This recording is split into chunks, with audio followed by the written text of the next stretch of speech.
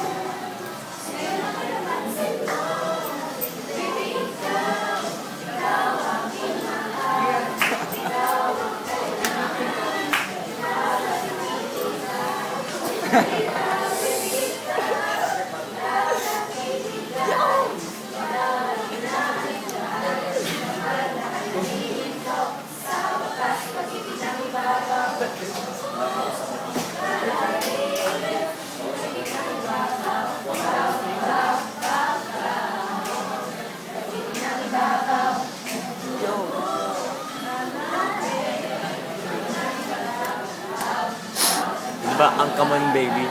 Tara, Sanggar.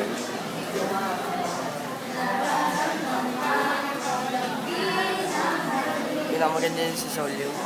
Chicks. Kasi yung kopya natin, Shane. Kopya natin. Kopya natin. Nunigyan sa video ko.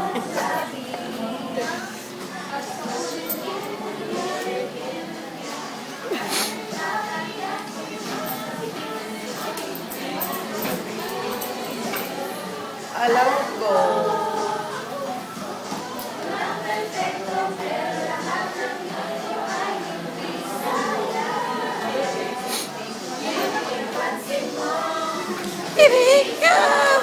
Ikaw ang aking mahal. Ikaw ang kailangan.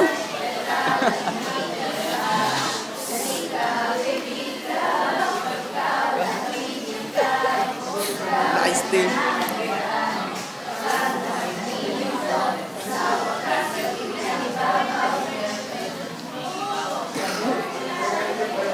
Quiet! Masarap ang sabaw.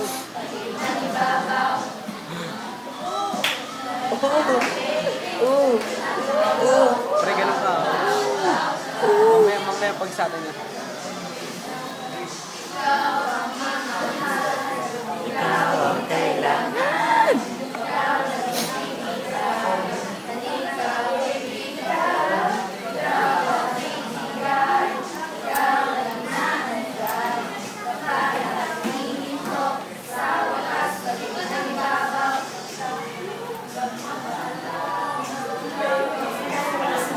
Unang katapos. Ito, nakarepit siguro yan.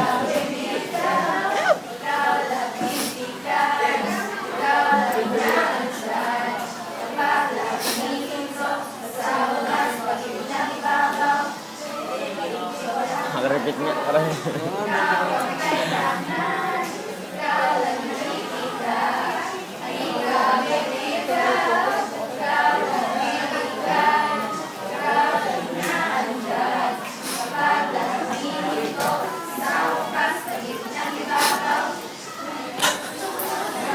Cooperative daw sila. Sabi niya na. Ulit. Nakarepit ata yung kanta. Nakaripid yata yun eh. Mga apat pa yata. Ah, tapos na, tapos na. Woo! Nice team! Comment. Okay, question. May question kayo?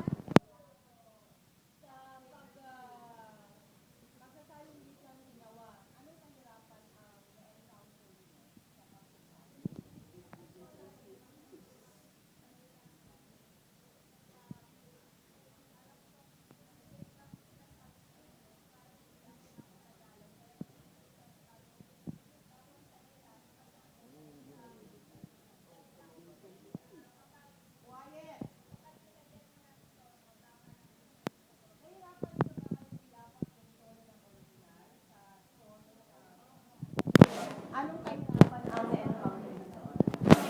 Mas mahaba po yung mga words. Mahaba po dun sa yung mga English words. Kahit isa lang po siya sa Tagalog, mga dalawang words. Kaya mas mahirap pong nakagalagon. Kaya hanap po kami ng alternative. Ano mga alternatibo ang ginamit nyo?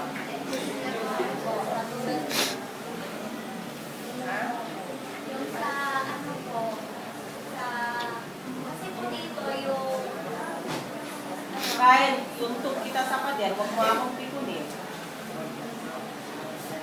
yung hand-hand, I can see the sun away from here. Ang ginawa po namin, nakikita ko ang mga pintin. Sa pangalawang ano po, hindi na po namin ito sinama yung pintin kasi makikita mo ba ang sila po dito. Para yung dito na lang po yung ginamit namin para i-represent po yung pintin. Para po lumalas po makmasa po. Ang Sa galing. pag-practice nyo, nagkaroon ba ng kooperasyon ng bawat isa? Lahat po kami bibigay ng success po sa pagpapagalas. Yung practice per se. Yung ano pa po kasi po, yung Ang ganda po ni Ma'am. talagang Ang ganda ni Ma'am. makasabay kasi po. Mahirap din po yung todo. Hindi sila pumupunta. Sa paiba-iba rin po. Paiba-iba rin po kasi yung todo. Sa tingin ninyo, itawid nyo ba yung pagsasalong ginawa ninyo? Oo. Bakit? Okay. Kasi ikaw lang mahal. Kung kayo ang bibigyan ng pagkakataong bigyan ng marka ang sarili ninyong ginawa, Patay ano na. sa tingin nyo ang karapat-dapat? 101. May Konsi 99. daw. As high as 100, sabihin niyo sa akin. Kung kayo ang bibigyan ng pagkakataong, kayo rin ang magbibigay ng sarili niyong marka. Anong marka ang karapat-dapat para sa awitin na tinanslate niyo?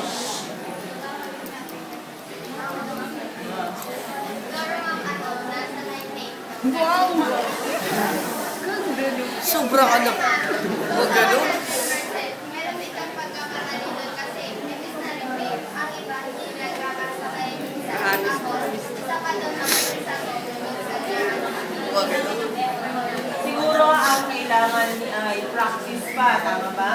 Kasi naiintindihan ko na hindi naman agad-agad matutunan at may lalapat mo yung tunog, o tono sa original doon sa pagsasalin. Okay, wala pa ka